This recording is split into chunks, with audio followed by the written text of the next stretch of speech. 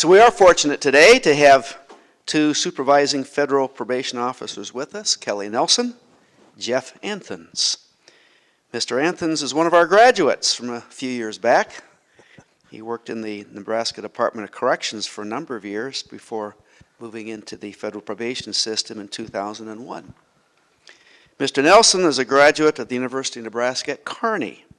He worked in the Nebraska probation system before shifting to the federal probation system in 2002. Mr. Nelson, Mr. Anthens. Thanks, Professor Eskridge. You guys don't mind, we are extremely informal, so you can ask questions whenever. Actually, prefer that you do, because it'll make it a little bit more fluid and interactive, and there's a lot of information that we sometimes forget that our audience doesn't know exactly what we do. So you'll see some acronyms and things like that. Please stop at any time, just raise a hand, and we'll get your questions asked. We're going to start our presentation with just about a 6-minute video that's produced by the administrative office. That's basically our boss, and our agency's headquarters is in Washington, D.C. as a federal agency. So, Kelly?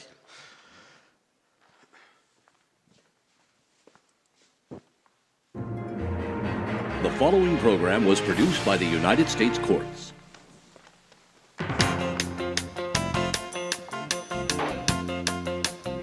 You're working with people that are at the lowest part of their life, and you're helping them to get back on the right track. My name is John Lynn, and I'm a United States Probation Officer. Marilyn Grisham, Chief U.S. Probation Officer. Belen Colon, and I'm a Pretrial Services Officer. Michael Baker, I'm a United States Pretrial Services Officer. Janine Hager, Chief Probation Officer. Mitzi Westendorf, Senior U.S. Probation Officer. Sundre Rhodes, U.S. Probation Officer. My name is Charles Meisler, United States Pretrial Services Officer. I am a United States Probation Officer. As a pretrial services officer, I am usually the first contact that a defendant has with the U.S. courts. We are dealing with a population that has been accused of a crime, but are innocent until proven guilty. We have to do background investigations. We have to verify where they live, where they work, and their family ties. Bail is specifically a pretrial task because we're charged with investigating these folks and then present that information to the court. And making a recommendation on whether that defendant should be released on bail or detained pending their trial. We get defendants at the beginning, once they've been arrested. Probation gets them at the end, post-conviction. Probation officer jobs are incredibly important. The major responsibility is the supervision of an offender. We have specialized caseloads, intensive supervision. We have officers who handle location monitoring, community service, finding offender jobs. If an individual can find a job that they can become gainfully employed, if they're going to treatment, they're going to be less likely to commit offenses. One of our main objectives as probation officers is to protect the community and help individuals rehabilitate so that they can be productive citizens within the community. The license plates are coming up. The ability to investigate as a pretrial or probation officer is vital because the court relies on us to provide them with accurate information. We're entrusted by the courts to give an impartial observation of the defendant. We are working hand in hand with the federal judges who are taking our recommendations, and they're making impact on other people's lives based on the information that we've gathered. The precinct's reports helps the judge to decide what type of sentence to impose as well as the conditions of supervision. If the individual isn't abiding by their conditions of supervision, then of course we will hold them accountable. I feel an enormous responsibility to get it right. Individuals, the crimes range from anywhere, kidnapping, bank robbery, embezzlement. We get all kinds of people, rich, poor, all races, all age levels. Take a look at it. You are involved intimately in the lives of other people. You know more about them than their families may know. It's extremely important to understand the issues that many of our defendants would come to us with. We have a lot of people who have both mental health and drug issues. We have to try to see what it is that we can do to help them. Probation and pretrial officers receive training at the Federal Law Enforcement Training Center at Charleston, South Carolina. We receive a large amount of classroom and dynamic-based training, which includes scenario-based field work, report writing, investigative tools, firearms, defensive tactics. Down at Flexi, we learn how to prepare ourselves for our job. They really kind of run the whole gamut. 607 rules! Our job as a federal probation officer is the creme de la creme. It's the top of our profession. We're looking for the best of the best. A high level of ethics and integrity. To be a good pretrial or probation officer, really, I think you need to be organized. You need to have good communication skills. You have to be a good listener. You have to have a passion for it because it can be very stressful, it's very intense. What I like about working here is the professionalism. It's a very high standard and everybody is required to meet that standard.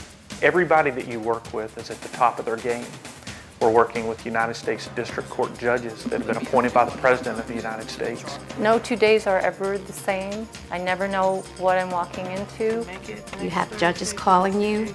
You have defendants who have problems. And you need to multitask and you try to do the best you can. There's something new and challenging every day. There are so many things you can do as an officer. You just don't stay an officer all of your career unless you want to. I was able to go from a line officer to a specialist, to a supervisor, to a deputy chief, to eventually to my current position as a chief here in San Francisco because of the great opportunities. I feel very satisfied at the end of the day when I have had a good day in dealing with families and dealing with the court and knowing that I have made a difference in someone's life. You can affect people's lives in a positive way. You can help people become productive. It gives you a good feeling. I mean, the job itself is a good feeling type of job. If you want to serve your country and your community, If you truly want to affect a change, then you have the opportunity here in the federal probation system to do that. I have no doubt this is where I am meant to be, and I am fully satisfied in the job that I do today.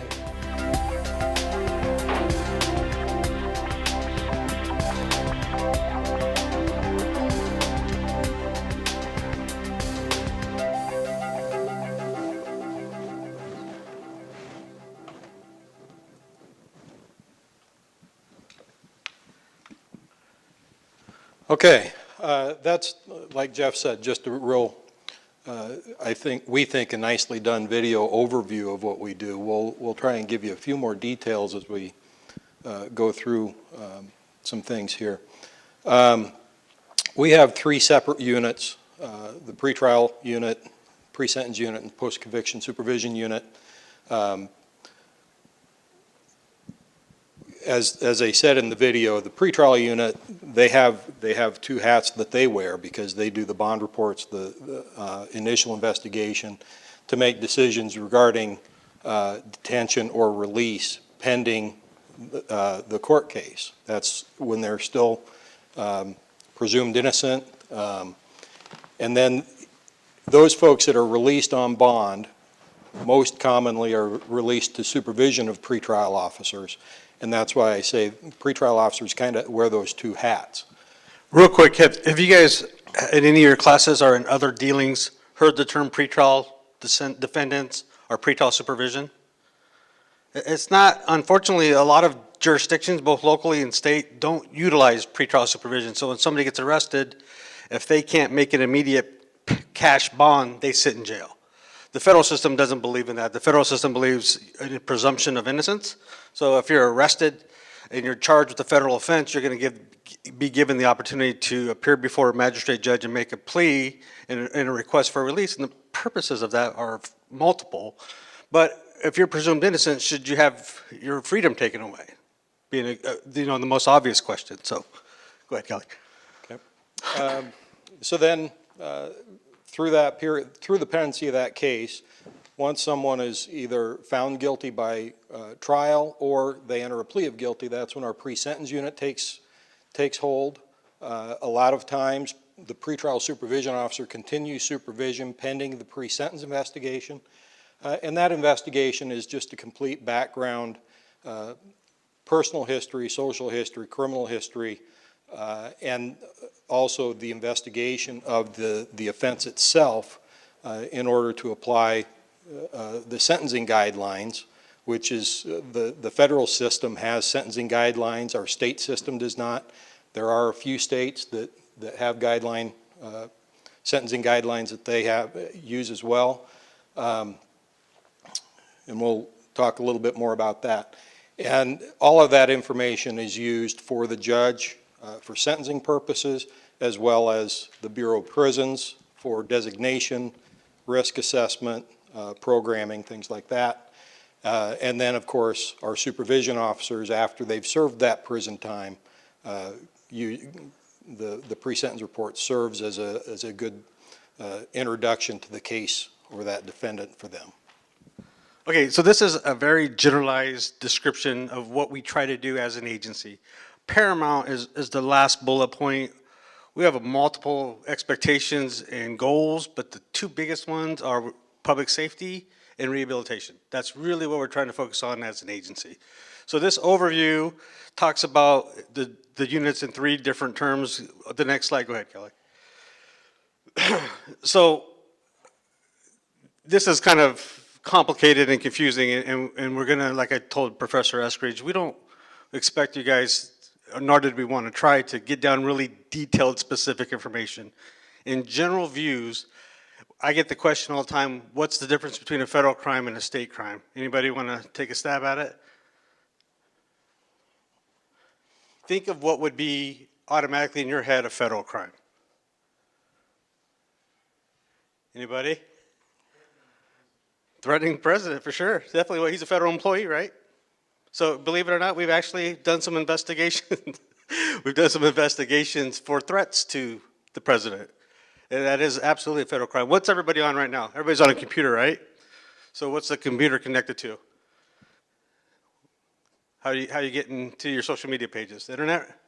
Okay, where's the internet based out of?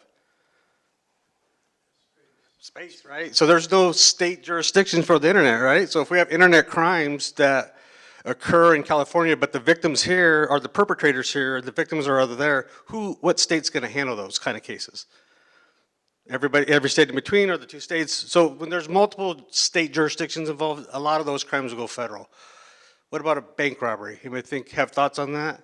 What's unique about bank robberies? If somebody steals from a bank, who are they stealing from? Bonus points, right, Professor Eskridge? Okay, so banks, and you guys know what the FDIC is, right? You guys all seen that sign when you walk in or heard of it? The Federal Deposit Insurance Corporation company. So if you steal from a bank, they're insured by the federal government. So if you steal from a bank, you basically stole from the federal government. Those are federal cases. How about child pornography? Again, it's an internet-based crime, crosses jurisdictions, so those would be federal cases too. So just some real quick examples about federal cases. More specifically, how does it become a federal case? These are some of the points we talked about. You guys have heard the term grand jury, and like you may have mentioned with some of the politicians and stuff, a lot of things going on in grand juries in secret and behind closed doors. A grand jury meets behind closed doors. And at a grand jury, either a U.S. attorney or a case agent that's involved with the government through a task force, they present information to a U.S. attorney, the U.S. attorney presents it to a grand jury. And they're basically saying, we believe this crime happened and this is why. And in this grand jury, they present evidence. The defendant's not in the room. The defendant's attorney's not in the room. It's just a prosecutor in front of a grand jury presenting this information. The grand jury will decide, yeah, we think there's enough evidence that a crime occurred here, and they will sign and return a grand jury indictment.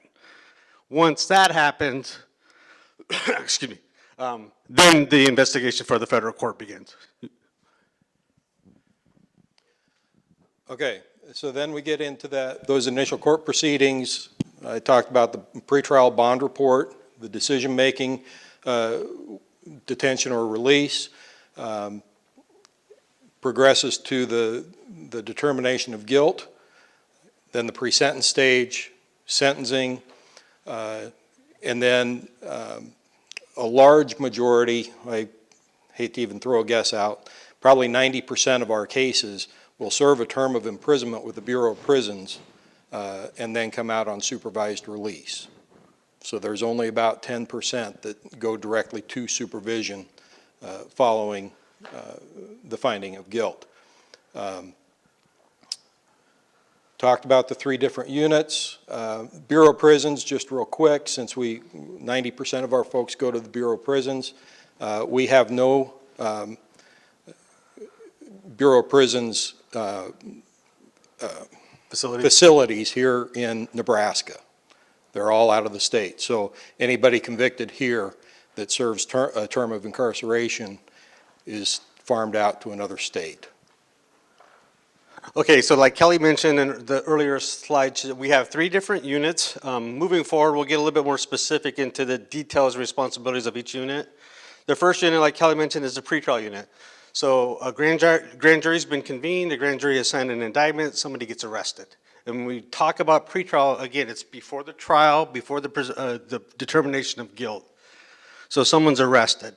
We're notified as an agency, this person's been arrested on this indictment and here's the charge. What we try to do, and we try to do it really quickly, is we try to do an investigation.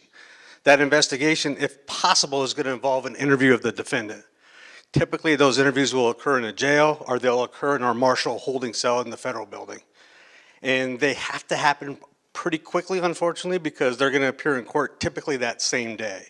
So what the officer's trying to do is get as much information as possible, as fast as possible, to the magistrate judge. So that magistrate judge can make a determination if they're going to be released, are they going to be detained during the pendency of the case. So when an officer's completing this report, the 2 areas we focus on is if this person is released, will they show up or will they present a danger to the community? If we determine through our report, we make a recommendation to the judge, there's too much risk that this person won't show up, or there's too much risk that this person is going to be dangerous to somebody else, we recommend they be detained. If the judge agrees and they're detained, they basically stay in custody throughout the proceedings of the court. If we say there's some risk, but we think there's some conditions that could mitigate these risks, meaning they have a really bad substance abuse problem, and because of that, they've committed this crime and they're a danger, but if we get them detained and they have a time away from the streets and away from drugs, and we get them into treatment, maybe we can release them. So whenever we identify conditions that can mitigate danger or flight, then we'll make that recommendation for those conditions to be imposed, and if the judge agrees, the person's released back into the community. And at that point, then our office, they'd be released on specific conditions ordered by the court, and then our office would make sure that they're adhering to those conditions, and they would notify the court, provide status reports and updates, and also notify them of any violations that may require court action or court intervention. So, the next unit is the pre-sentence unit. Okay, so the pre-sentence report is kind of the bond report on steroids. We have a lot more time to dig deeper in all aspects of an individual's past. He kind of touched on it. Usually it's 24 to 48 hours turnaround for those bond reports. We have, after an entry of a guilty plea or finding of guilt, our process is we've got about 40 days to submit a first draft of that report to the attorneys. They, in turn, have an option to, they have an opportunity to object to any of the information we've included in our report or our findings, and then we have to answer that. That's another 20 days, and then that report goes to the court for the judge to see.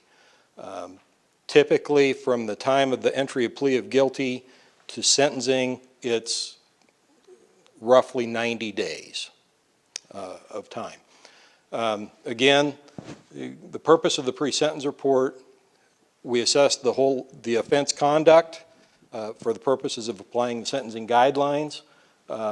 We look at the criminal history and determine a criminal history category, and I'll show a table here in a second that will put that together for you. And then, of course, all of the background information. Again, we dig into substance abuse or mental health issues, employment issues, education issues, and we ultimately want to provide the best picture of this person for the judge for sentencing purposes, because eventually we'll submit a sentencing recommendation that includes special conditions of supervision that they'll have on the back end.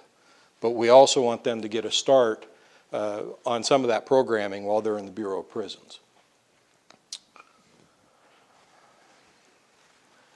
This is our sentencing table. I mentioned the sentencing guidelines that we have, and you'll see along that left edge the offense level.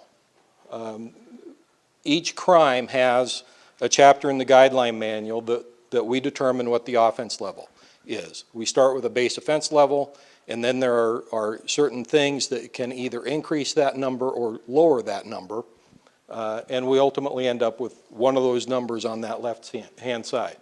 And then across the top, you've got the criminal history category, determined by the points that the guidelines tell us how to assess points for prior convictions. And as you come across, down and across, for instance, right here, this would be a offense level 23 and a category 5. That 84 to 105 represents the number of months of imprisonment. The sentencing guidelines used to be mandatory when they were first brought into the federal system in '87, I believe. And then in 2005, they became discretionary. It's still a part of the whole sentencing process. We still calculate the offense levels and criminal history category, but the judges now have an option. They don't have to sentence within that range like they used to. There are still a lot of mandatory federal statutes that judges have to adhere to, but not the federal guidelines anymore. This is a really simplified table of a really complicated process. When we're talking about offense level and the numbers go down, think about, I use the example of child pornography. So say someone's investigated and they have 50 videos of child pornography.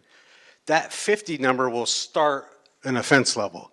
Somebody who has 150, they'll go down on the offense level, meaning their number will go up. Same with like a big drug conspiracy. It's 500 pounds of marijuana. That'll put you at a certain base offense level. If you have 2,500 pounds of marijuana, that'll put you down further. So the more you have, the more higher your number is going to be, the higher your number is going to be, the more prison time you're going to do. Make sense? Same with criminal history. Obviously, the more times you've been involved in the criminal justice system, the federal system says you're obviously repeating the same behavior, you're more of a danger than somebody who's on for the first time. So the main purposes of the federal sentencing system is to provide consistency across the country. So somebody who's a base offense level 20 for robbing a bank in Lincoln, Nebraska, and has a criminal history of 5 is going to get the same amount of time as somebody who robbed a bank in Los Angeles, who's a criminal offense level 20 and a criminal history 5. Really trying to promote consistency for federal sentencing across the country. Any questions on that? It's kind of tricky. The post-conviction unit, I think, and I don't want to speak for you guys, but when most people hear probation officer or parole officer, what do you guys think of? You think of somebody doing investigations and reports, or do you think of somebody out in the community knocking on doors? That part? Yeah. So the post-conviction unit is basically that part. Somebody's been convicted, they've been sentenced to prison, they come out of prison, they have conditions they have to follow. The federal system doesn't call it parole, but it looks like parole. It's called supervised release. So kind of similar to the pretrial supervision, we monitor progress and hope that it goes well, but if there's issues or violations, they're reported to the court. As noted on here, our average cases, the amount of time they're on supervised release is driven by that same stuff that you saw in the slide before. Criminal history category, base offense level, and certain federal statutes would dictate how much time they're going to be on supervised release. On average, 3 to 5 years, we have some cases that are on for the rest of their life. And a lot of our drug cases and sex offender cases, if you're on for life and you violate, you can go back to prison, come back out and start over a new life term. So there's a lot of teeth in the federal guidelines and federal penalties. Okay, as you guys know, Nebraska is a big state geographically. What this illustration is of the state broken down by counties. Each color on the state represents an officer who covers that area, or in some cases, multiple officers that cover that area. Think about the size of Nebraska. Lincoln, Omaha, obviously the biggest places and where our offices are located. But we have an officer that lives here in Lincoln that comes all the way out to Sioux County, actually goes into Wyoming sometimes, South Dakota sometimes, we go into Kansas sometimes, and we go into Iowa all the time. So that's just an illustration to show as a one system, one district, we have to cover the entire state from Lincoln and Omaha. Just one quick note, this is obviously the supervision end of things. we hold court in Lincoln and Omaha only, and so the pre-sentence officers, they'll do all those pre-sentence reports for everybody within the state that's charged in District of Nebraska. We don't assign them specific territories like this. Hold on, go back to our side. Go back to the slide. We did about 10 years ago, recognizing the huge influx of cases in central Nebraska. I don't know if anybody from the Tri-City area, Grand Island, Kearney, Hastings area, a lot of drug activity out there. So we actually have an officer that lives in Grand Island and works from her home, and an officer that lives in Hastings and works from his home, and they both go cover different parts of the state as well. So.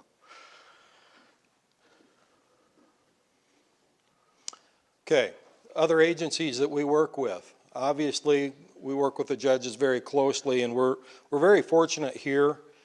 We have a great relationship with our judges. They're very, they respect what we do. They look to us for our opinion in matters. In some places, it's just not like that. So we're very lucky that way. The U.S. Attorney's Office and Federal Public Defender's Office, obviously, we have to work with both of those agencies very closely. Again, going back to our ultimate goals, and that's the safety of the community and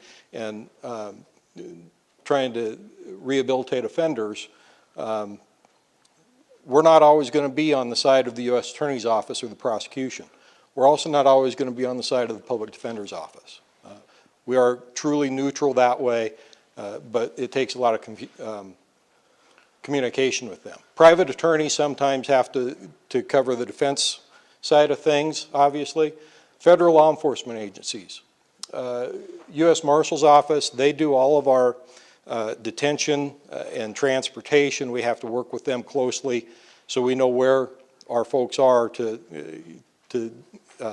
get those interviews done, things like that. Obviously, the others, FBI, DEA, those are agencies we get cases from, as well as local law enforcement. He touched on a little bit the Tri-Cities area. There was a very active drug task force that involved local and federal agencies out there, and we get a lot of drug cases from that area because of that active task force that combines those local and federal and state authorities. Yeah, and two things. One of the things that Kelly touched on was the frequency of interacting with the U.S. Attorney's Office and the Federal Defender's Office. We use the term, well, the court uses the term, that we are independent fact finders for the judge. We work for the judge. We prepare as much accurate, detailed information for our judge. So if you've offended the U.S. Attorney's Office and you've offended the Public Defender's Office, but you made the judge happy, we probably did our job. So we're typically okay with that. And when I reference grand juries and agencies that bring grand jury cases to the U.S. Attorney's Office, those are the investigative agencies like the FBI, DEA, and Task Force. And like Kelly said, the Marshal Service is basically, we work with them frequently for not only transportation, but when we have people who violate and we issue warrants, they are our arresting agency for all those federal warrants. And then just one last note, obviously treatment agencies, families, friends, and employers of those folks that we're supervising or investigating, those are big pieces of what we do in order for us to be successful working with those offenders and defendants. This was a question that when we were planning this, Professor Eskridge asked what are some of our challenges moving forward. And not to make anything political here, but we understand the gridlock and the consternation in DC about everything. While we're a federal agency, so we're driven by a federal budget, I mean, Callie and I have both been here about 20 years. I can't really remember too many times where October 1st is the start of the federal fiscal year, that October 1st of each year, you're supposed to have a budget to operate you through the whole year. Never happens. Never happens. So we're always kind of dependent on DC and the AO and Congress to figure out our budget, which kind of hamstrings us along the way. And actually, it's a really complicated formula that they use to determine how many bodies, how many people you get to hire, and we've recently gone down a little bit, which creates obviously some issues to do the same amount of work with less people. Other than budgetary, I don't know if has anybody heard of the First Step Act signed into law last December? That's a sentencing reform act that President Trump signed into law, and it did a number of things. It put a lot of focus on the Bureau of Prisons to ramp up the programming they offer for offenders serving their time and giving them credit for the programming that they take part in. It also forces the Bureau of Prisons to implement a risk needs assessment, which they haven't had up to now. But it also has made some statutes, changes to statutes that are retroactive. And the intent of that was to lower sentences of a number of people. I think we've heard 1,600 or 1,700 inmates that were potentially eligible for either immediate release or a significantly reduced sentence. So that puts pressure on us. Something we thought of when we put that part in was there was a lot of focus on the Bureau of Prisons, like I explained, and so Congress automatically throws money at the Bureau of Prisons for all that, but they forget when they start releasing inmates, they come out to us. And again, the reduced staff, it makes it more difficult to continue doing what we do with lower staff numbers. The First Step Act's a really good thing. I mean, and not to get into the details of federal drug laws, but federal drug laws are really, really, really harsh. And over the last 12, 14 years, there's been multiple acts and efforts to reduce the amount of penalties and punishment people are given for drug offenses, and this is another one of those efforts. We used to, when I was first started and would go talk to high school classes, we would take like basically a brick, something of that size, and guess how much federal prison time you can get for this 2-pound brick of methamphetamine. And it was incredible the amount of time that could get. That would probably start somebody at a minimum of 20 years for that amount of methamphetamine. So things like that over the years have led to a lot of problematic issues, primarily overcrowding, primarily lack of services and treatment programs and rehabilitation services. So people are released. They don't have any skills. They don't have any preparation for their release. They unfortunately violate and go right back in. So this is a good thing.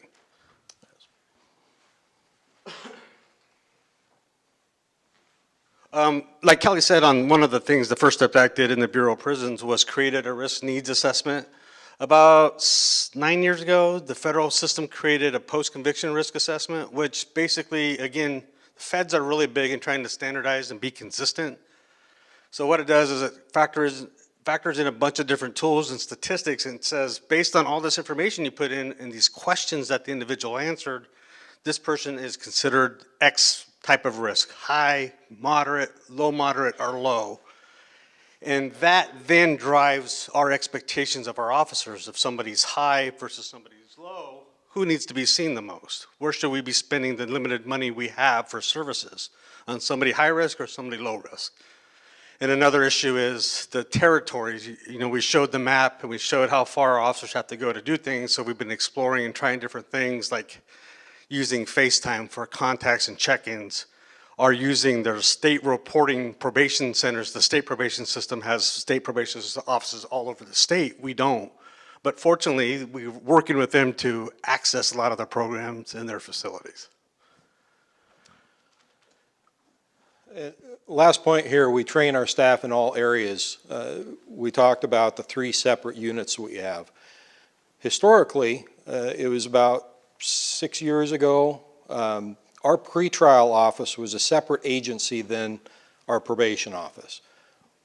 We combined, so now we're all together, and when that process took place, our judges had people come in and talk to them, and they chose at that time to stay with what we call a 3-unit model, those 3 distinct units, as opposed to a 2-unit model that would be like a court services and then a field services type of situation.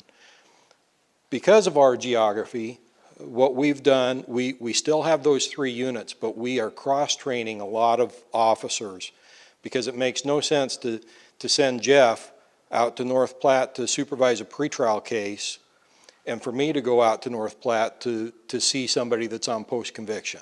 So we've got officers that are supervising both pretrial offenders and post-conviction supervision or defendants. So we will just continue to do that. Same thing with pre-sentence officers and pretrial officers on the investigation piece. We may get a big grand jury return where we've got to have all hands on deck to do those bond reports. We'll pull some pre-sentence officers in to help with those reports and get those cranked out in that 24 to 48 hours. But we can also utilize other staff, other officers, post-conviction or pretrial, to help out in the pre-sentence piece. Maybe they're, again, going back to Jeff going to North Platte to see somebody, maybe he does a home assessment that's included in the pre-sentence investigation report. So we're just constantly trying to train all officers to be completely well-rounded and know everything about the system.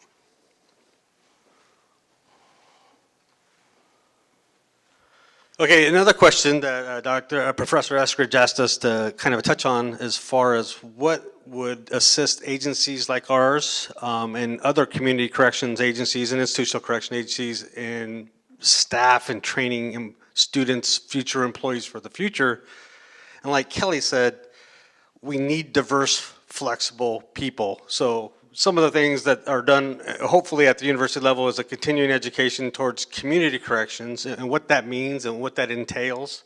Part of that First Step Act, which we all, pretty much everybody in our district agrees is a good thing, and it's kind of where the pendulum is swinging now. We have too many people in prison.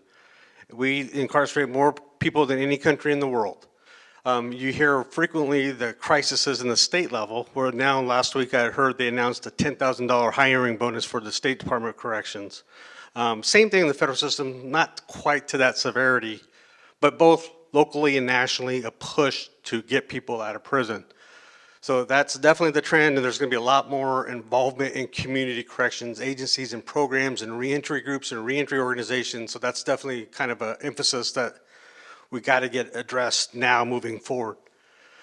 We talked about it again, the diversity of students, their abilities. You guys are incredibly good at IT stuff. It's impressive, it's crazy, it's kind of confusing to me how good you guys are at it. But what we've seen over the years is sometimes you're really good at that, and that sometimes in some people the face-to-face communication has kind of diminished a little bit. You'd rather email somebody than talk to somebody. Well, we can't email interviews in a Marshall holding cell. You've got to have that ability to relate to people and feel comfortable asking uncomfortable questions. So communication skills are huge for us. Yeah, and that's the face-to-face verbal communication is huge. Writing skills is another area that I know when we're looking at hiring folks, or even when we have interns come in to do their internship, we're assessing those writing skills because we all have to write. Obviously, pre-sentence officers write a lot. Post-conviction officers have to write documents that are going to the court as well.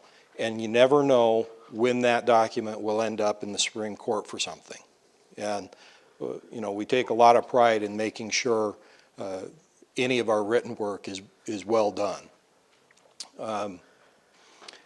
Need to have the ability to understand and research case law, federal statutes, and the sentencing guidelines. It's crazy how deep you can get into some of those things, and if you can't, if you don't develop those skills of being able to dig into the statute and interpret, you can get lost. And like I said, the other thing was, you know, we have the individuals we work with, they're not graduate UNL students. Unfortunately, they've had a pretty tumultuous road to get to where they got. They've had a history of crime, substance abuse, poverty, all kinds of issues, and you get diversity looks at a lot of different things. It's not just a color, it's an economic status, it's an intelligence level, it's an addiction issue, and you really can, somebody on the video mentioned she doesn't know what's going to happen. You know, each day is totally different. That's not always true because each day is different, but it looks really similar to the day before as far as some of the same issues and challenges that the populations we work with deal with. So we need to be diverse in our abilities to kind of be fluid along those needs. This is obviously a picture of the United States. You guys have heard, most of you have heard of circuits. The circuit, the 8th Circuit is where Nebraska is. Each one of these numbers represents one of the United States Circuit Court of Appeals. So if we have a case here locally, and either the U.S. Attorney or the Defense Counsel appeals it, they appeal it to the circuit of whatever state you're covered by. If the circuit in that, if the court in that circuit rules yes or no, and if somebody still wants to appeal from the circuit level, then it goes to the United States Supreme Court. And the other thing I wanted to point out is all of these lines in some of these states, they represent a federal district within that state. So California, for example, has 4 separate federal districts in their state. How many do we have in Nebraska? 1. We have 1. And that's generally, well, not always, but a big part of it is population driven. But look at Oklahoma. Oklahoma has 3 different federal districts. They're not any bigger than us, and their population isn't substantially higher than ours. So there's a lot of things that go into determining federal districts. But when we talked earlier about officers who spend 2 days on the road out to Scotts Bluff, that doesn't have to happen here, here, and here. So again, kind of a unique challenge for the District of Nebraska. Okay, we just threw some quick facts out here. About 90% conviction rate in federal criminal crimes here in Nebraska. Most of those are through a plea agreement or entry of plea of guilty. Consequently, it states here acceptance of responsibility. That's one of those sentencing guideline pieces that if somebody enters a plea of guilty and they've basically admitted what they've done and provided some information to the government, doesn't put the government to task of preparing for trial, they'll get 3 levels off on that matrix. Can you go back to the sentencing table? So remember we talked about the base offense level is cross-indexed with the criminal history. So say somebody is at a base offense level of 20 and they're going to do this much time criminal history category 1. By doing the things that Kelly said, the U.S. Attorney's Office can award them a reduction that reduces their points by 3. So you go from 20 to 17 and your prison time drop by that much. Is that an incentive to get people to plead guilty? If you're going to do less time and you're likely going to be found guilty, are you going to plead guilty and avoid a trial? Or are you going to take your risk and not get that automatic reduction?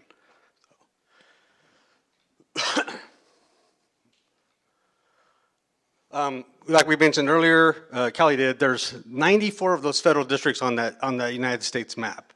They're covered in 8 circuits, and also Kelly mentioned that we have 122 federal prisons within the jurisdiction of the Bureau of Prisons, 0 in Nebraska. Anybody know where federal prisons are located? Have you heard of any federal prisons? Where? Yep, Leavenworth. You guys heard of Leavenworth? Have you heard of Florence, Colorado? Have you heard of the federal supermax, where like the terrorists are? Okay.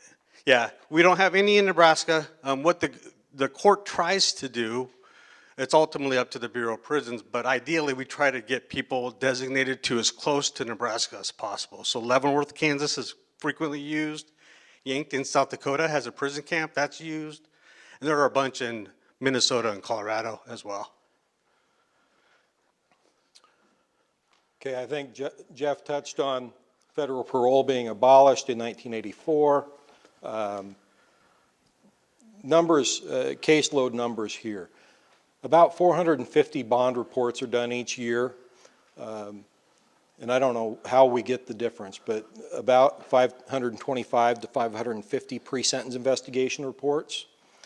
And then there are about 950 active cases under supervision at any given time throughout the year.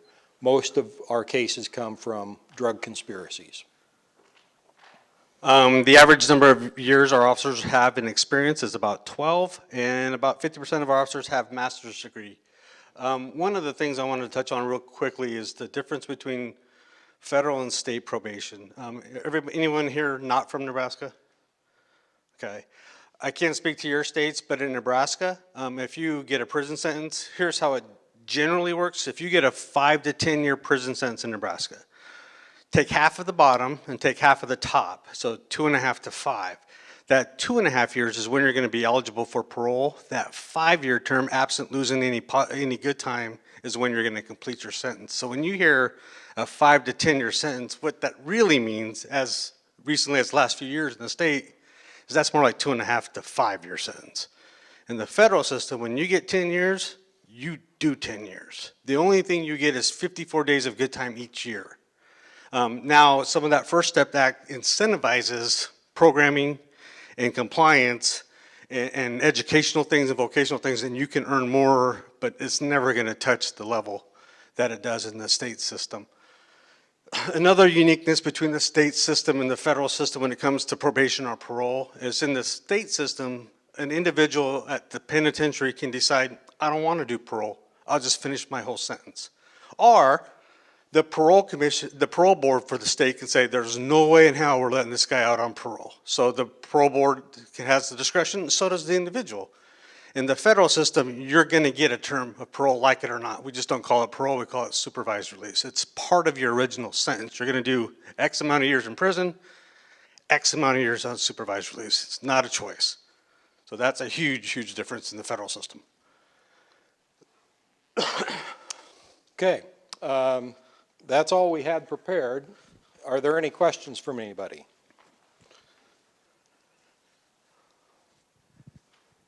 I'll break the ice with the question. Oh, here's someone first. Are inmates from the Bureau of Prisons, they go to the halfway houses like the one in Iowa or the one in central Nebraska, is that still under Bureau of Prisons, or does that start their supervised release term? That's a great question. What she's referring to, in the federal system, we call them residential reentry centers. In the state system, they would be called work release centers. Basically, if you're within 10% of completing your sentence, 10% of the final time, you can go to these facilities. We actually now have one in Omaha, we have one in Kearney, and we have one in Sioux City, Iowa. So when they go there, they're under the Bureau of Prisons jurisdiction. They're still finishing their custodial sentence. But what we try to do is get very involved early on. So we're meeting with them there, identifying barriers, trying to address anything that we can address before they get out to increase their chances of success. But good question, they're still BOP inmates.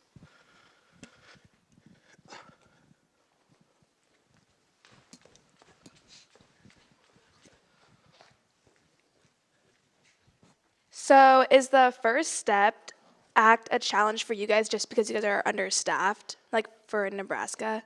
Because it sounded like you guys were saying like good things about it. It's a great thing, but like we were touching on with the budget, they allocated a lot of resources for the Bureau of Prisons to implement these programs, and these programs would reduce sentences. Reducing sentences increases our population unexpectedly. So they funded the program, but they didn't fund us to increase our population. So it'll get around to it, but in the interim, it's going to be a lot of work with the same amount of staff. So we do support it. It just was a budgeting. It's kind of the horse before the cart before the horse type of thing. Okay. But good question.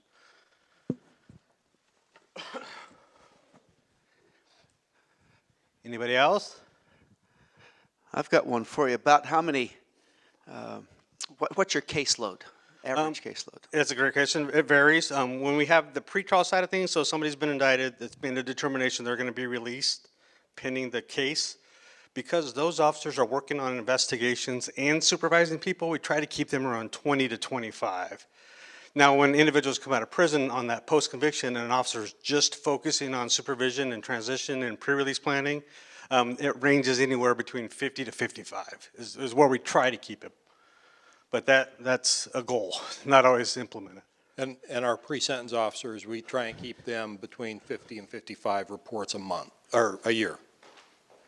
What percentage on electronic monitoring?